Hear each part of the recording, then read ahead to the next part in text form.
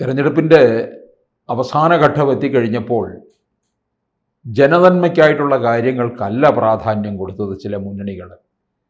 പരസ്പരം ചെളിവാറി എറിയുക എന്നുള്ളത് മാത്രമായിരുന്നു. അതും തരം താണ രീതിയിൽ ഉള്ള ചെളിവാരി എറിയലാണ് നടന്നത്.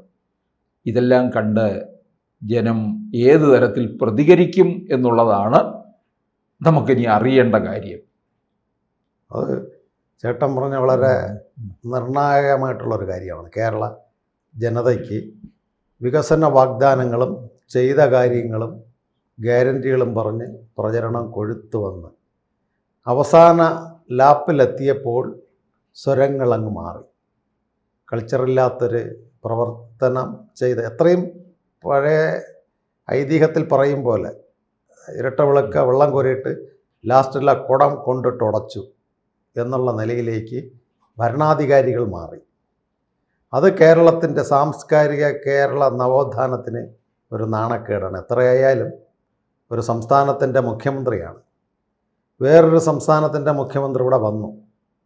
അദ്ദേഹം വളരെ രസകരമായ രീതിയിൽ ഏതോ രാവണപ്രഭുവിൽ മോഹൻലാൽ പറയണ ഓടാ മോനെ ദിനേശ എന്ന് പറയുന്ന ഡയലോഗിന് ഒരു മലയാളത്തിൽ തമിഴിൻ്റെ സ്ലാങ്ങും കൂടി ചേർത്ത് തെലുങ്കിൻ്റെ ഇതും കൂടി ചേർത്തുകൊണ്ട് പോ മോനെ വിജയ അത് ഹാസ്യരൂപത്തിൽ അവതരിപ്പിച്ച ആ ഒരു ഹാസ്യ രീതിയിലുള്ള ഒരു പദപ്രയോഗം ബഹുമാനപ്പെട്ട മുഖ്യമന്ത്രിക്ക് ചെയ്യാമായിരുന്നു.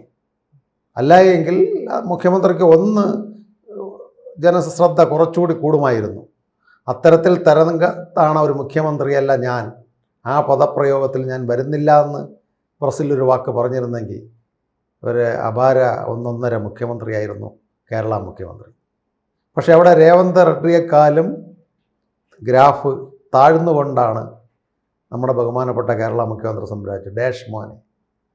അപ്പോൾ അതിനകത്ത് എന്ത് അസഭ്യം വരാം, നല്ല വാക്കുകൾ പറയാം. ഡാഷിൻ്റെ അവിടെ എന്തുവേണോ പൂരിപ്പിക്കാം. ഇപ്പോൾ കേരളത്തിൻ്റെ സാംസ്കാരിക ചരിത്രത്തിൽ ഒരു അസഭ്യ വാക്കിൽ വരുന്ന ഒരു പദപ്രയോഗമാണ് ഡാഷ് എന്ന് പറഞ്ഞാൽ പ്രായം കൊണ്ട് ഉന്നതനായാൽ ചീത്ത വിളിക്കാൻ പോകില്ല. പ്രായം കൊണ്ട് മകനോളം തുല്യം വന്നാൽ അദ്ദേഹത്തിന് മോൻ്റെ പ്രായമുള്ളൂ എന്ന് പലരും പറയും. ആ ഫില്ലിങ് ദ ബ്ലാങ്ക്സിൽ എന്ത് വേണോ ജനങ്ങൾക്ക് ചീത്ത വിളിക്കാം. അമ്മയെ കൂട്ടി വെച്ചുള്ള ചീത്തയാവാം, തന്തയെ കൂട്ടി വെച്ചുള്ളതാവാം, പലതുമാകാം. അപ്പോൾ ആ ഡാഷ് എന്നുള്ള പ്രയോഗം CM മാറ്റിയിരുന്നു എങ്കിൽ തിരഞ്ഞെടുപ്പിലെ ഏറ്റവും വലിയ കഥാപാത്രം, ഏറ്റവും വലിയ താര പ്രതിഭ എന്ന് പറയുന്നത് കേരള മുഖ്യമന്ത്രി തന്നെയായിരുന്നു. അവിടെ എന്തോ ശബരിമലയിൽ തൊട്ട് കളിച്ചതുകൊണ്ടായിരിക്കാം ശ്രീധർമ്മ ശാസ്താവും വരദായിനികളായ ഈശ്വര ദൈവങ്ങളും ഒരു വിരട സരസ്വതി CMൻ്റെ നാക്കിൽ കൊടുത്തു. അതെന്തായാലും ഒരു മലയാളികൾക്ക് കളങ്കമായ വാക്കുകളാണ്. മലയാളികളെക്കാളും ഏറ്റവും കൂടുതലത് ദേശീയ മാധ്യമങ്ങൾ ആഘോഷിച്ചുകൊണ്ടിരിക്കുന്നു. ഇന്ത്യയിൽ പല നമുക്കറിയാം, കരുണാനിധിയെ ജയലളിത അണ്ടർവെയറിൽ വലിച്ചീത്തുകൊണ്ട് പോയി അറസ്റ്റ് ചെയ്തുവെങ്കിൽ തന്നെയും ഏറ്റവും വലിയ സീനിയർ സിനിമാ ലോകത്തെ ആളായിരുന്നു കരുണാനിധി. അദ്ദേഹത്തിൻ്റെ പഴയകാല സിനിമകളെല്ലാം എന്ത് നല്ല കഥകൾ. അദ്ദേഹം പോലും ജയലളിതയെ ഒരു വാക്ക് പറഞ്ഞിട്ടില്ല, കാണിച്ച തെറ്റെന്നേ പറഞ്ഞിട്ടുള്ളൂ. അതേപോലെ മാനനീയ അടൽ ബിഹാരി വാജ്പേയിയെ അടിയന്തരാവസ്ഥക്കാലത്ത് ശ്രീമതി ഇന്ദിരാഗാന്ധിയുടെ പോലീസ് ഡൽഹിയിൽ വലിച്ചഴച്ചു. അദ്ദേഹത്തിൻ്റെ കൂർത്തയെല്ലാം കീറി, പൃഷ്ഠഭാഗത്തിൻ്റെ ആ തുണികളെല്ലാം കീറി. അന്നത്തെ സോഷ്യലിസ്റ്റ് പത്രങ്ങൾ റിപ്പോർട്ട്, ഇന്ത്യൻ എക്സ്പ്രസ് പോലുള്ളത് റിപ്പോർട്ട് ചെയ്തത് അദ്ദേഹത്തിന് ഇട്ടിരുന്ന ആ ഓവർകോട്ട് കീറി. എന്നിട്ട് പോലും ഗാന്ധിജിയുടെ ജനാധിപത്യം ജനവിരുദ്ധമാണെന്നാണ് അടൽജി സൂചിപ്പിച്ചത്. വലിച്ചഴച്ചതിന് ഒന്നും വേണ്ടിയിട്ടില്ല. ഹിന്ദി അസഭ്യ വാക്കുകൾ ഉപയോഗിച്ചിട്ടില്ല. പക്ഷേ കേരളത്തിൽ ഇത്രയും മൂന്നാമതും നമ്മൾ വരും, LDF അല്ലാതെ ആരുണ്ട് ഇവിടെ എന്നുള്ള ക്യാപ്ഷന് ഒരു കളങ്കം CM കൊടുത്തു. അപ്പം അത്തരത്തിൽ കേരളത്തിലെ പല പ്രബുദ്ധരും ഈ ക്യാപ്ഷൻ നോക്കി വോട്ട് ചെയ്യുമെന്ന് ഒരു ധാരണ കേരളത്തിൻ്റെ പ്രബുദ്ധ കേരളം ചിന്തിക്കുന്നുണ്ട്. അതുപോലെ കേരളത്തിൻ്റെ പ്രമുഖരായ എഴുത്തുകാർ ആ പദപ്രയോഗത്തെ ഒന്നും മിണ്ടിയിട്ടില്ല. അതാണ് സാംസ്കാരിക കേരളത്തിന് ഏറ്റവും വലിയ നാണക്കേട്. ബീഹാറിലോ UP-യിലോ ഹരിയാനയിലോ ഡൽഹിയിലോ വല്ല വണ്ടി കയറി പട്ടി ചത്താൽ പോലും ഇവിടെ മെഴുകുതിരി കത്തിക്കുന്ന സാംസ്കാരിക നവോത്ഥാന നായകന്മാർ ഒരക്ഷരം പോലും CM അത് പറയുവാൻ പാടില്ല എന്ന് മിണ്ടിയിട്ടില്ല. അതേസമയം എന്തെങ്കിലും ഒരു പ്രശ്നമുണ്ടെങ്കിൽ നേരെ രക്തസാക്ഷി മണ്ഡപത്തിൻ്റെ അവിടെ വൈകുന്നേരം സന്ധ്യയ്ക്ക് വിളക്കുകൊളുത്തുന്നവർ മിണ്ടിയില്ല. അതും കേരളത്തിൻ്റെ, കാരണം ഇദ്ദേഹത്തിൻ്റെ സാഹിത്യ അക്കാദമിയിൽ നിന്നും പല സ്ഥലത്തു നിന്നും പെൻഷനും ശമ്പളവും വായിക്കുന്നതിൻ്റെ പ്രത്യുപകാരം എനിക്ക് എന്തെങ്കിലും പറഞ്ഞാൽ വീണ്ടും ഇവരടുത്ത അധികാരത്തിൽ വന്ന് എനിക്ക് ആ അക്കാദമിയിലോ സാഹിത്യ മേഖലയിലോ പല കമ്മിറ്റികളുണ്ടല്ലോ, ഇതിലൊന്നും കിട്ടൂലെന്നുള്ള പേടി കൊണ്ട് ആരും മിണ്ടിയില്ല. അതുകൊണ്ട് നമ്മുടെ കേരളത്തിലെ ആദ്യം തിരഞ്ഞെടുപ്പ് ഡിക്ലെയർ ചെയ്തതിന് ശേഷം നടന്നതെല്ലാം വാശിയേറിയ വാഗ്വാദങ്ങളും പ്രചരണങ്ങളുമായിരുന്നു. സതീശൻ CM-നെതിരെ, CM സതീശനെതിരെ, തെളിവുകൾ, ബാക്കിയുള്ളത് പരസ്പര ആരോപണങ്ങൾ, ചെളിവാരിയെറിയൽ. പക്ഷേ ഇതിൻ്റെ ഒരു പ്രസക്തി ഇതിൽ വരുന്നത് ഭാരതീയ ജനതാ പാർട്ടിയാണ്. ഇതൊന്നും അവർ കണ്ടുമില്ല കേട്ടുമില്ല. ഇതിൻ്റെ ഇടയിൽ വളരെ തന്ത്രപരമായ രീതിയിൽ സ്റ്റേറ്റ് പ്രസിഡൻറ്റും സാധാരണ ചില നേതാക്കളെങ്കിലും ഇടയിൽ പൊട്ടിത്തെറിക്കുന്നതാണ്. ഒരക്ഷരം എതിർവാക്യ തിരുവായില്ല എന്നുള്ള നിലയിൽ ഒരക്ഷരം മിണ്ടാതെ അവർ എന്ത് കേരളത്തിൽ നടന്നോട്ടെ, UDF LDF അവർ പറയുന്ന ഒരു വാക്ക്, ഈ വാക്കുകൾ പറയുമ്പോൾ ഈ പറഞ്ഞ വാക്ക് രേവന്ത് റെഡ്ഡിയും CM-ഉം തമ്മിൽ ഉള്ള വാക്കുകൾ കമ്പയർ ചെയ്യുമ്പോൾ രാജീവ് ചന്ദ്രശേഖർജി പറഞ്ഞതിന് ഇവിടെ 100 മാർക്ക് വരുന്നുണ്ട്. ഇവർ രണ്ടുപേരും ഒന്നാണ്. ആ രീതിയിലുള്ളൊരു പ്രവർത്തനത്തിൽ NDAയും BJPയും കേരളത്തിൽ വികസനമാണ്. ഇവിടെ രാഷ്ട്രീയ പ്രത്യാരോപണങ്ങൾ കൊണ്ടാണ് 70 വർഷം നീണ്ട 70 വർഷം ഈ സംസ്ഥാനം കരണ്ട് തമിഴ്നാടിൻ്റെ അടുത്തോ കർണാടകത്തിൻ്റെ അടുത്തോ എത്തിപ്പെടാൻ പറ്റാതെ വികസന മുരടിപ്പ് വരുന്ന എന്ന് അവർ പറയുന്നത് സാക്ഷ്യപ്പെടുത്തുന്നതാണ് അവസാനത്തെ ആന്ധ്ര മുഖ്യമന്ത്രിയുടെയും നമ്മുടെ മുഖ്യമന്ത്രിയുടെയും വാഗ്ദ്വാരണികൾ. അപ്പോൾ ഇവിടെ ഭാരതീയ ജനതാ പാർട്ടിയുടെ പ്രസക്തി എന്ന് പറയുന്നത് നമുക്ക് നോക്കാം.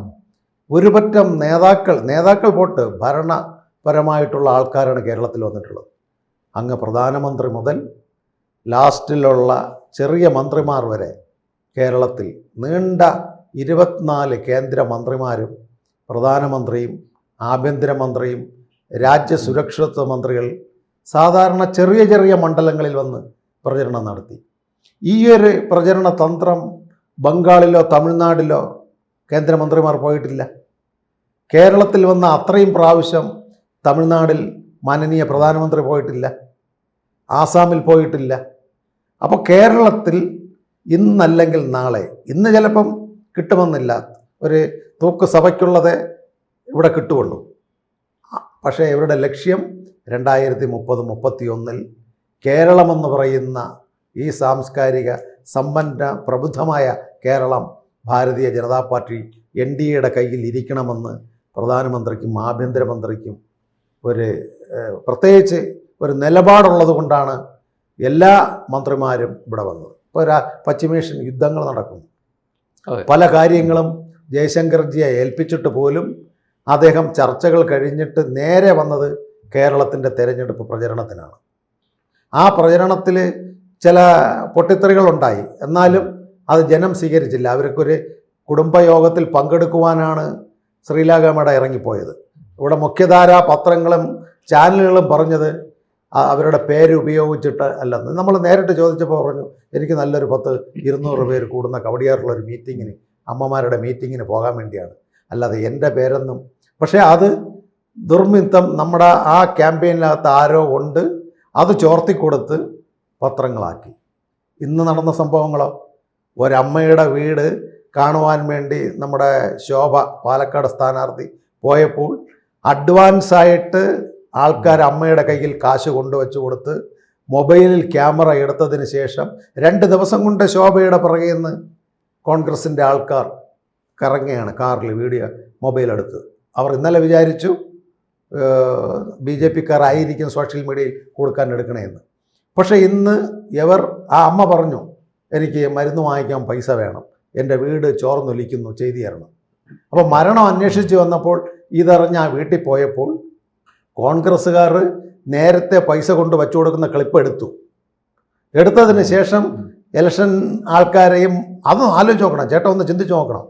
ആ പൈസ വെച്ച് മാധ്യമങ്ങളെല്ലാം റെഡിയായി ഇവിടെ നിൽക്കുക. ഇവിടുത്തെ അടുത്ത് കോൺഗ്രസ് വരണമെന്ന് ആഗ്രഹിക്കുന്ന മാധ്യമങ്ങൾ പുറത്ത് റെഡിയായി എവിടെയോ ഒളിച്ചു നിൽക്കുന്നു. ഇതെല്ലാം വന്ന് ക്ലിപ്പ്. ഉടനെ വീഡിയോ എടുക്കുന്നതുകൊണ്ട് കാറിലെ ആ ഇരുന്ന പയ്യനോട് ശോഭ ആക്രോശിക്കുന്നു. എന്തോ അപ്പോഴത്തെ വയലൻറ്റിൽ എന്തോ സംസാരിച്ചു. തിരിച്ചവർ കോൺഗ്രസ്സുകാർ 4 സൈഡിൽ നിന്ന് ഓടി വന്നു. അതാണ് അവിടെ നിന്ന് കോൺഗ്രസ്സുകാർ ഉണ്ടായിരുന്നത് പ്രശ്നമായപ്പോൾ ഓടി കാറിനകത്ത് വന്നു. അപ്പോൾ ആ മണ്ഡലം രാഹുൽ മാങ്കൂട്ടം കേസ് ഇല്ലാതാക്കി. അടുത്ത് വേറൊരു യൂത്ത് കോൺഗ്രസ്സുകാരൻ പീഡിപ്പിച്ച് കേസായി. ഇത് ശക്തമായ പ്രമീള ശശിധരൻ എന്ന് പറയുന്ന പാലക്കാടിൻ്റെ മുൻ നഗരസഭാ അധ്യക്ഷ ഈ മണ്ഡലത്തിൽ ജയിപ്പിക്കണമെന്നുള്ള ഒറ്റ കാരണം കൊണ്ട് തിരഞ്ഞെടുപ്പ് പ്രവർത്തനം ചെയ്തുകൊണ്ട് തന്നെ കുളമാക്കുവാനും വോട്ടിൽ പൈസ കൊടുത്ത് മേടിക്കുന്നത് വരുത്തുവാനും ചെയ്ത ഒരു മാധ്യമ കോൺഗ്രസ് ഗൂഢാലോചനയാണ് പാലക്കാട് നടന്നിട്ടുള്ളത്. അത് ബഹുമാനപ്പെട്ട ഇലക്ഷൻ കമ്മീഷൻ തീരുമാനിക്കട്ടെ. അപ്പോൾ ഇത്തരത്തിലെ ആരോപണങ്ങളും പ്രത്യാരോപണങ്ങളും കൊണ്ട് കേരളം ഇന്നലെ പരസ്യ പ്രചരണം 6 മണിക്ക് തീർന്നു. ഇന്ന് സൈലൻ്റ് പ്രവർത്തനം നടക്കുന്നു. നാളെ ഈ ഇത്രയും ദിവസത്തെ പ്രവർത്തനം വിലയിരുത്തി ഇന്നലത്തെ ഒറ്റ ദിവസത്തെ ഈ പോടാ മോനെ വിജയ എന്നുള്ളതും ഡാഷ് മോനെ രേവന്ത് എന്നുള്ളതും ജനം എടുത്തുകൊണ്ട് ഇന്ന് സൈലൻ്റായിട്ട് നാളെ പറപറാന്ന് ജനം വിധി എഴുതും. അത് ഇപ്പോൾ ഈ ആരോപണങ്ങൾ വന്നതുകൊണ്ട് കേരളത്തിലെ ആർക്ക് വീണ്ടും LDF മൂന്നാമതാണോ UDF ആണോ NDA ആണോ എന്നുള്ളതൊരു കൺഫ്യൂഷൻ ജനങ്ങളുടെ ഇടയിലുണ്ട്. എന്തായാലും ഭാരതീയ ജനതാ പാർട്ടി NDA ക്യാമ്പുകളിൽ ആഹ്ലാദത്തിൻ്റെ അവസരങ്ങളാണ്. മിനിമം 2 അക്ക നമ്പർ അസംബ്ലിയിലേക്ക് 11 മിനിമം ജയമുണ്ടാകും.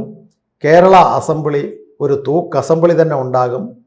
നരേന്ദ്രമോദി ഭാരത് വികസനം ചെയ്യുന്ന ഇന്ത്യയുടെ കാവൽക്കാരനാണ് എങ്കിൽ കേരളവും വികസനത്തിലെത്തണമെന്നുള്ള കാഴ്ചപ്പാട് പ്രധാനമന്ത്രിക്കും ഇവിടെ വന്ന അമിത്ഷായ്ക്കും രാജീവ് ചന്ദ്രശേഖരനും എല്ലാം ഉണ്ട്.